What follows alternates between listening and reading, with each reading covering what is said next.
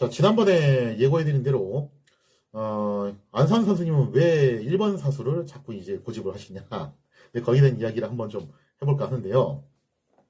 그 설명을 하기 앞서서 먼저 이제 단체전에서 1번 사수, 2번 사수, 3번 사수가 각각 이제 어떤 포지션이고 어떤 의미를 가지고 있냐. 그 이야기를 해볼 필요가 있겠죠. 사실 양궁계에 오래된 떡밥이 있습니다. 어떤 떡밥이 있냐면은 1번이 힘드냐, 3번이 힘드냐. 그 진짜 떡밥이 있는데, 예전에 한번 TV 프로에 나와가지고 김호진 선수하고 오진혁 선수 두 분이 이제 나오셔서 도쿄올림픽 이후였습니다. 나오셔서 이제 그거 가지고서 이제 좀 한번 논쟁이 살짝 있었어요. 김호진 선수가 그때 1번이었고 오진혁 선수가 3번이셨는데 1번이 힘드냐 3번이 힘드냐. 어떤 면에서 보면 둘 다 힘들긴 한데 상황에 따라서 좀 다르긴 해요. 1번이 힘들 수도 있고 3번이 힘들 수도 있고. 근데 제가 볼 때는요. 물론 저는 전문가는 아니지만 제가 볼 때는 제 개인적인 생각인데 일반적으로는 1번 사수가 더 난이도가 있습니다. 제가 볼 때 그렇게 보여요. 근데 이제 슈도프를 한다든지 정말 결정적인 순간이 왔을 때 그때는 또 이제 3번 선수가 굉장히 중요한 역할을 하게 되죠. 양궁 선수분들 다 같이 인정하는 게 뭐냐면은 2번 사수가 그래도 이제 가장 무난무난하다 이제 그런 말씀을 하시는데 그래서 보통 배열을 이렇게 합니다. 1번 사수 들어가시는 분들은 일단 명중률이 굉장히 좋아야 돼요. 왜냐면은 먼저 기선제압을 해야 되거든요. 그 다음에 또 바람에 대한 그런 이제 계산 능력도 갖추셔야 됩니다. 물론 앞에 깃발이 꽂혀져 있고 그 깃발 나부키는 거 보고서 바람이 어느 정도 세기로 어느 쪽으로 분다, 몇 시 방향으로 불고 있다. 그걸 이제 볼 수 있겠지만 육안으로 보는 거하고 또 체감하는 게 다르잖아요. 그죠? 그래서 1번 사수분들은 이걸 직접적으로 체감을 해가지고 정보를 전달을 해줘야 돼요. 그래서 나름 이제 정찰병 역할을 하게 되는 거죠. 시합 때 한번 잘 보세요. 1번 사수분들 쏘고 난 다음에 뒤로 빠지면서 2번 사수, 3번 사수한테 쫑알쫑알 뭐라고 이제 얘기를 계속 하십니다. 정보 전달해 주는 거예요. 그래서 그런 바람을 갖다 이제 계산하는 능력이 굉장히 타고나셔야 되죠. 그 다음에 가능하면 좀 빨리 써야 됩니다. 왜냐면은 1번 사수분이 너무 시간을 끌게 되면은 2번, 3번 사수분이 쏠 수 있는 시간이 줄어듭니다. 이거 시간 제한이 있어요. 120초입니다. 120초인데 두 번씩 써요. 한 바퀴 딱 돌고 그 다음에 저쪽 팀 한 바퀴 돌고 다시 여기 한 바퀴 돌고 저기 한 바퀴 돌고 이렇게 해가지고 합쳐서 120초를 쏘는데 이 120초가 들고 쏘는 시간을 말하는 게 아니라 사선에 들어가서 화살 걸고 노킹이라고 하죠. 그 다음에 들어 올려서 셋업 그리고 드로잉 당긴 다음에 슈팅 날리는 것까지 다 포함해서 하는 겁니다. 그러니까 민기적거리면 안 돼요. 교체도 빨리빨리 해야 되고 그래서 그때 단체전 할 때 서 계시는 거 보면은 대형이 삼각형 모양으로 서 있어요. 뭐 병법적으로 얘기하자면 추행진이죠. 그렇게 서가지고 빨리빨리 로테이션 되게끔 그렇게 이제 대형을 짜고서 하는 겁니다. 이것도 다 전략이에요. 근데 만약에 1번 사수가 시간을 너무 끌게 되면은 2번, 3번 사수가 쏠 수 있는 시간이 부족해집니다. 그럼 특히 3번 사수 같은 경우 대단히 쫄리는 상황이 발생할 수밖에 없어요. 그렇기 때문에 1번 사수가 슈팅이 빠르면 빠를수록 유리합니다. 여기서 이제 제가 바로 그 얘기를 하는 건데 1번 사수가 만약에 속사수라는 전제 조건이라면은 저는 1번 사수가 가장 중요한 역할이라고 봅니다. 근데 속사수가 아닐 경우에는 그냥 단순히 명사수다 일 경우에는 1번과 3번이 동등한 조건이라고 저는 좀 개인적으로 생각을 해요. 아무튼 간에 이제 1번 사수는 그런 역할이고 3번 사수가 이제 결정타를 날려줘야 되는 사람들이죠.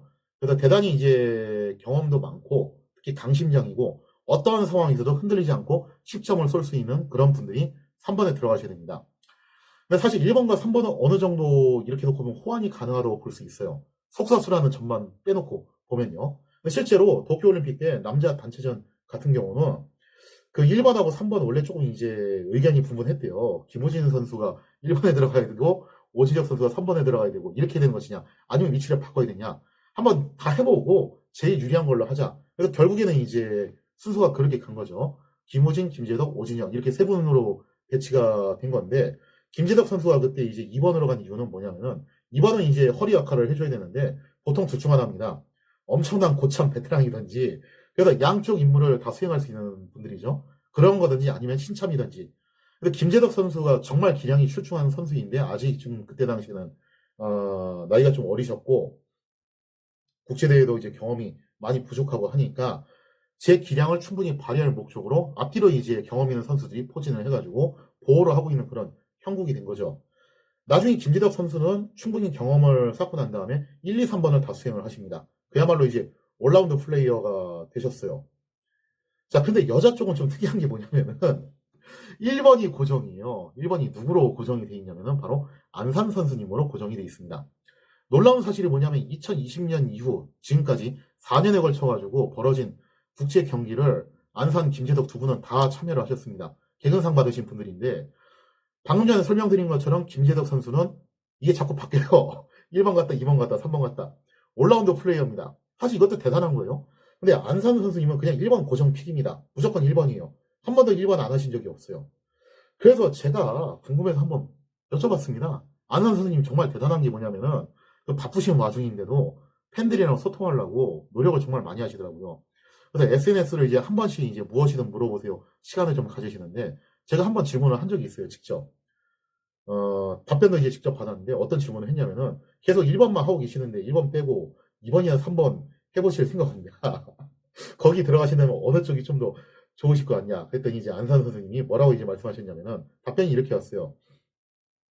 고등학교 때까지는 자기는 3번이었다. 그런데 대학 와서부터 이제 1번으로 바꾼 거다. 그리고 2번은 해본 적이 있긴 있는데 적성이 좀 안 맞는다. 라는 그런 답변을 주시더라고요. 적어도 이제 대학 이후부터는 1번으로 고정픽이 된 건데 그 이유가 뭐였냐? 바로 광주여대의 세계적인 명장이신 김성훈 감독님의 어, 지도 스타일 덕분입니다. 김성훈 감독님 특징이 뭐냐면 명사수는 흔하게 있다 우리나라에. 10점 맞추는 명사수는 흔하게 있는데 빨리 쏘면서 잘 맞추는 속사수는 굉장히 드물다는 거죠. 그래서 광주여대 분들은 전반적으로 속사수로 키우십니다. 그래서 최민선 선수나 김호배 선수도 사격 그 슈팅 타이밍이 상대적으로 빠른 편이에요.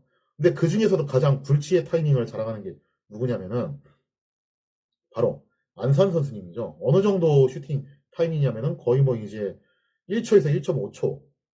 보통 우리나라 선수들이 한 3초 걸려요. 그리고 외국 선수들도 좀 잘 쏘는 선수들이 3초고 오래 이거 당기는 선수들 같은 경우는 뭐 5초.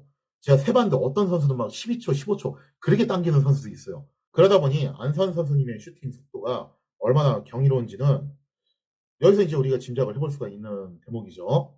그래서 이제 도쿄올림픽과 항저우 이제 아시안게임 때 포지션을 놓고 보시면은 도쿄올림픽 때 1번에 안산, 2번에 강치영, 3번에 장민희 이런 식으로 배치가 돼 있었어요. 즉 안산 선수님이 속사로 명중률도 높아요. 심지어 빨리 쏘면서 잘 맞추는 겁니다. 거기다 바람 그런 계산도 굉장히 잘하시는 분이에요. 그렇게 해서 속사로 타임을 확실하게 벌어주고 그 다음에 이제 강수영 선수 같은 경우는 이미 도쿄올림픽 가시기 전에 연금 포인트 다 쌓으신 분이죠. 이번은 이미 레전드 반열에 올라가신 분이잖아요. 그럼 베테랑 선수가 중간에 중추 역할을 해주시고 그리고 마지막으로 이제 장민희 선수 명중률 높고 강심장으로도 유명합니다. 이 장민희 선수가 결정타 날려주시고 이 코스로 가는 거예요. 그래서 여자 단체팀 같은 경우는 시간이 그렇게 부족하진 않았어요. 그에 비해서 이제 남자 단체팀은 이런 이제 굴지의 속사수가 안 계시다 보니까 시간이 사실 살짝은 좀 타이트하게 흘러갔습니다. 그래서 그 유명한 장면이 있잖아요. 맨 마지막에 오진혁 선수가 그거. 근데 그때 가만히 보시면은 김우진 선수가 뒤에서 카운트를 세줘요. 7, 6, 5 이렇게 카운트를 세주는데 실제로 부탁을 했대요. 7초 이내가 되면은 뒤에서 카운트를 해달라. 그래서 이제 한 겁니다. 남자 팀 같은 경우는 이게 시간이 좀 살짝 타이트하게 흘러가게 되는데 그 차이점은 이제 결국에는 안산 선수님 같은 그런 굴지의 속사수가 부족하다. 그런 점이 이제 차이점이 될 수가 있겠죠. 그 다음에 이제 아시안 게임에서도 순번이 어떻게 되냐면은 1번에 이제 안산, 그 다음에 2번에 최미선, 그리고 3번에 임시현 이런 식으로 이제 배치가 되는데 마찬가지예요. 안산 선수님이 속사로 시간 벌어주고 최미선 선수 이미 유명하신 분이죠. 이분도 리우올림픽 금메달리스트고 세계 랭킹 이미 찍으셨고 1위를 갖다가 거의 뭐 이제 레전드 전설 중에 한 분이시죠. 그래서 중시 역할 하면서 밸런스 맞춰주고 3번 이제 올해 정말 주목해야 될 분이셨는데 임시현 선수가 결정타 날려주시고 그런 코스로 가는 거예요. 그러니 여자 국대팀이 정말 세계 최고 전력이다라고 해도 과언이 아닐 정도로 그런 막강한 전력을 보여주는 이유가 바로 이런 구서 때문이다라고 볼 수가 있겠습니다. 그래서 일찌감치 안산 선수님은 처음 이제 국대 등판하셨을 때부터 수많은 선수들한테 그런 평가를 받았어요. 가장 주목해야 되는 선수다. 앞으로 이제 한국 양궁계를 이끌어갈 인재 중에 인재다. 그런 평가를 받았던 이유 중에 하나가 뭐냐면은 정말 독보적인 속사수라는 점. 즉 빨리 쏘면서 정확하게 맞춘다는 점. 거기다 강심장이죠.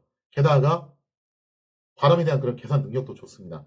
신체 조건도 사실은 활 쏘기에 굉장히 탁월하게 태어나신 분이에요. 이 얘기도 제가 나중에 한번 좀 할 날이 오게 될 것 같은데, 그래서 거의 활을 속에서 모든 것을 다 갖추고 태어나신 분이고, 지역적으로 봤을 때 환경적인 인프라도 거의 다 그걸 갖추고 나오신 분이고, 그래서 이것들을 다 종합적으로 갖추고 나오셔서 제대로 이제 터트리면서 지금까지 맹활약을 하고 계시는 것이 바로 안산 선수님이다라고 볼 수가 있겠습니다.